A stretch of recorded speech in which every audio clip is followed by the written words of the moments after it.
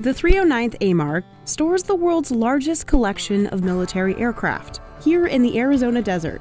I like to call this the ugliest plane out here, the YC-14. It was an aircraft that never went into production.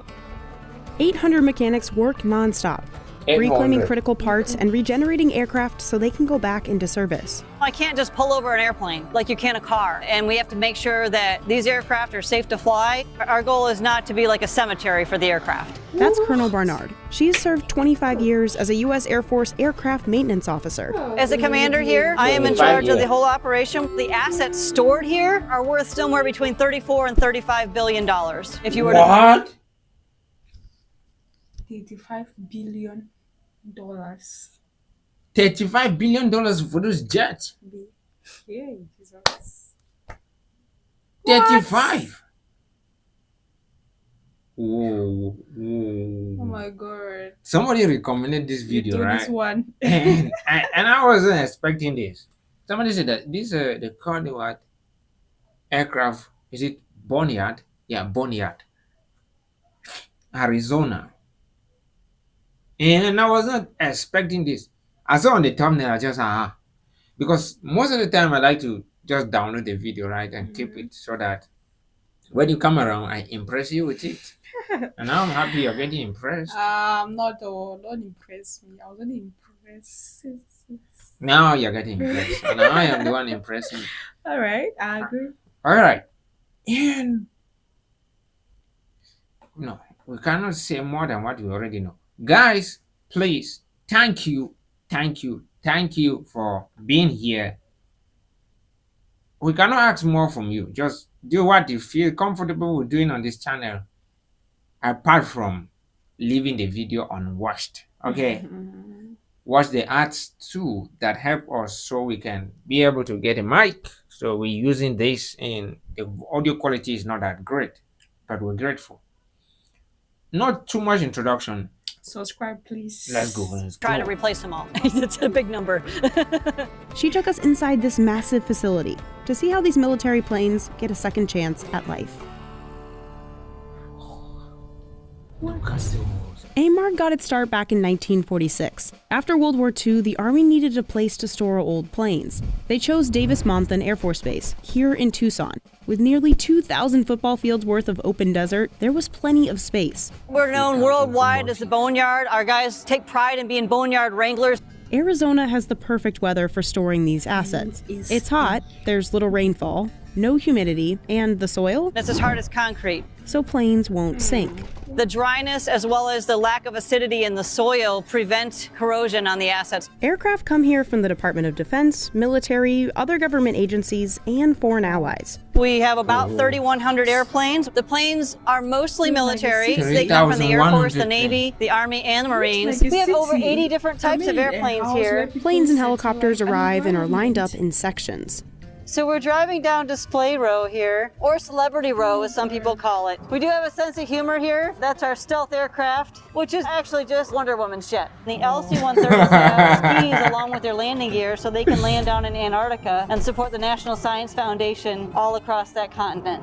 We're coming up on a NASA aircraft. It's affectionately called the Vomit Comet. Some aircraft will be here for weeks before they're called back into service. Other aircraft can be here for 50 years. Similar to this A4 Skyhawk, each plane goes through a preservation process before it's put in the desert. Those that may fly again are re-preserved every 4 years. They're defueled, then oil is pumped through the engine to preserve it. The black material that we have on here is the base layer that seals up the aircraft. And then later, as you can see the rest of the aircraft around here, the coats on top are white, and those white coats will reflect the heat, so it better preserves the assets all on the inside of the aircraft. Like the inside of the C-5A Galaxy.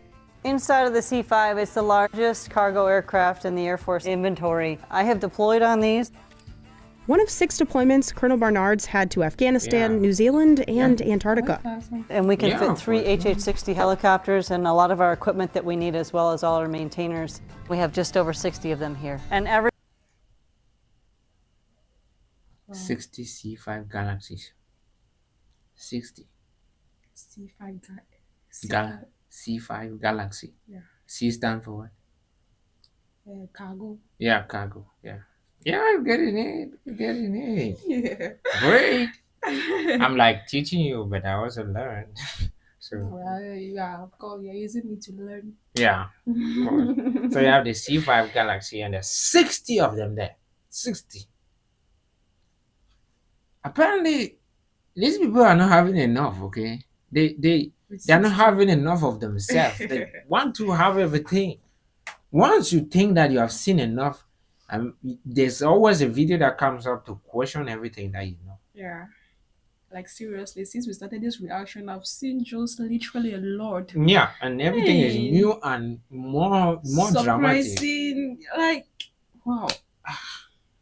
Every one of them needs 72 tie downs. You know, Airplanes you are- know that I get to feel bad for Americans because they don't get to be impressed and enjoy this thing like we do. Because seriously, we don't see it. I'm really enjoying this, even though I've not seen them physically, but I get to enjoy them just by watching them. Yeah, I know the people that fly them. Yeah, but the way we feel about seeing this is not the same way you guys feel. You guys are like, obviously they're American. We have it. Yeah. They were like, oh, people have that. Mhm. People can use that. People can do that. People can build that. Yeah. Really? designed to fly, and when it gets a little breezy out here, we want to make sure they stay parked. But not every plane just sits around collecting dust. U.S. military units around the world can request specific parts off these planes. An aircraft has so many thousands of parts. Just like a reservoir keeps things in case you need them, and then we release what's out of the reservoir as needed. And some of the parts the military can only find here at AMARG. We are that assurance that there's a part available when the supply system main sources don't get it. We send anywhere from 4,000 to 7,000 parts out every year to the tune of a few $1 million each week worth of supply parts. 7,000. Scott and James here are removing the engines from the back of this T-38 as a reclamation effort because these have been requested to go back into service. So once the crews T-38. reclaim the parts out in the desert and bring them into the end of this building, they I get think T washed, they stands get for non-destructive China inspection, and they're going to pack and ship these right out the door as fast as I'm we just can. improvisively thinking. But sometimes, instead of being used for parts, an entire plane will be regenerated, meaning they'll pull it out of the desert and wash it down. We have to remove Deductive all the breathing. coatings that are used to preserve the aircraft out in the desert. After getting a nice shower, it's fixed up. What our team is working on here is a C-130 that's being regenerated for foreign military sales. In this hangar, the current project that we're working on is F-16s and post-black repair. It's a package of structural improvements on the aircraft to extend their flyable life. The unit also handles aircraft modifications. These aircraft come from U.S. units that are active right now, and then they get some work done on them and they go back out to that same unit. We're able to upgrade those and modify them to keep them up with the current standards in the active fleet. Complicated individual pieces are sent to separate back shops for repair and overhaul. Here in the wing shop, We have all the center portions of the A-10 wings being rebuilt here, and the The outer A-10. portions being rebuilt there. The A-10 There's actually Yeah, hundreds the of wings. pieces inside of an aircraft wing. The complexity and the level of structure, it's really eye-opening for many folks. Each set of wings can take up to 20,000 man-hours to overhaul. once parts are fixed, they go through a thorough inspection. We're here in the non-destructive inspection area. Pete's working on a fluorescent dye penetrant. It's basically a liquid that absorbs into cracks, and we can apply a black light to it, and you can see there's a crack right here that shows up. This Look at crack that. right here on this part in the landing gear could cause catastrophic failure on the landing gear. Not a single crack on an entire plane can get past this team. We have to make sure that these aircraft are safe to fly so that we protect that asset and we protect the aircrew that's inside of that asset. So the stakes are pretty high. Once fixed, the planes go through a rigorous final flight test. Pilot Scott Thompson is testing these regenerated F-16s. I will take them. I want you to understand something. How gangster you must be to be able to be a test pilot. Being a test pilot means you get to fly what nobody has flown for the first time. Yeah. And are basically not 100% sure that it's going to work. Yeah, like somebody cooking a new type of dish and then asking you to test. You don't know if it's going to Yes. poison you Yeah. or whatever. Maybe it's going- like a new type of medication. Yeah, it's like basically testing a new type of medication. Just in this case, you can literally die from it. Yeah. I mean, even testing a new type of medication is either you'll die or you survive. Yeah, fighter pilots are more gangster. Wow. Out to the airspace just south of here, close enough to where if I do have a problem, I can get back onto the ground immediately and pretty much put them through the ringer. We test flight controls and the handling and the engine performance and all the systems on the plane pretty extensively at all altitudes. They go out to become full-scale aerial targets. That's a happy ending for a plane pulled from the desert here at AMARG.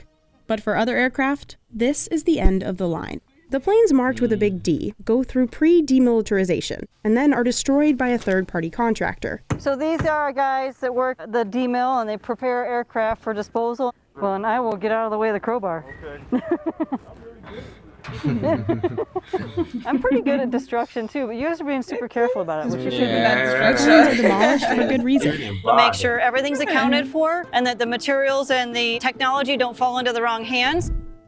While some Americans may not have heard of AMARG, it actually saves taxpayers a lot of money. The assets stored here are worth somewhere between $34 and $35 billion. And so to make a new one may not be possible versus to rejuvenate an old one might be the best case scenario. But for the workers, it's not just about saving the military some money. It's also about giving these planes another life. A lot of these airplanes haven't flown for a very long time. I flew a lot of them. It's about giving this plane another life. Yeah. You know, when these guys work with these jets, they develop like a relationship with it. Wow. Yeah, like I mean, they actually treat it like a person. I mean, imagine someone having to tell you that they are doing this to give a plane Another another life. life. Of course. It's not like you, if your car goes bad, you need to give a car another life. But in that case, you don't like your car, half of what these guys like the plane.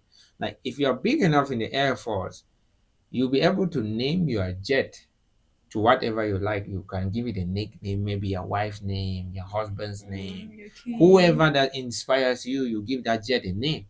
And so you see when they're going out, sometimes they walk up, sometimes they talk to the jet, rubbing the nose of the jet and talking to the jet. Like, yeah, this becomes their friend, part of them. Yeah. Yeah, they have. And so just these guys who are fixing it, they feel like these are jets that are no longer responsive and they need to reactivate them and get them responsive. Wow. Yeah, so that's how they feel. They need to put back the life in these jets because most of them might have flew, sorry. And here they come and yeah. One thing in the Air Force is the military mechanics, the aircraft mechanics. They are super, super, super important. That's why they are the star of the show that you don't really get to meet them. Like there are those people in the background making sure that the show is going on. Wow. Yeah, because if they don't, like the DJ and the MC in that occasion. Yeah, if they don't certify any jet to fly, yeah, yeah, you got it. You're smart. Operationally, back in the day, it's great to get back in them and bring them back to life. These airplanes have a lot of stories to tell, and it's wonderful to spend time with them and think about that. There are very few of us military that are lucky enough to be assigned here. It's just a joy to be able to work with these people every day and be around these airplanes. Oh. That's the one. We're coming to the end. That one was fast. Yeah. That was pretty fast to be. Yeah, you're not talking loud. I know that is how I talk. So what is it? I'm not talking loud. You gotta talk loud. But I'm shouting. I'm literally like shouting. But I'm shouting. Yeah, I'm shouting. All right, guys. Thank you for watching up to and including this point. We are very grateful. Very, very grateful. If you're still watching, I salute you. Thank you so much. And please, thank you. I wouldn't ask you to do anything like subscribe, comment. I won't ask you to do anything. Thank you. Yeah, just thank you. Thank you. God bless America. America. We love you. Love you.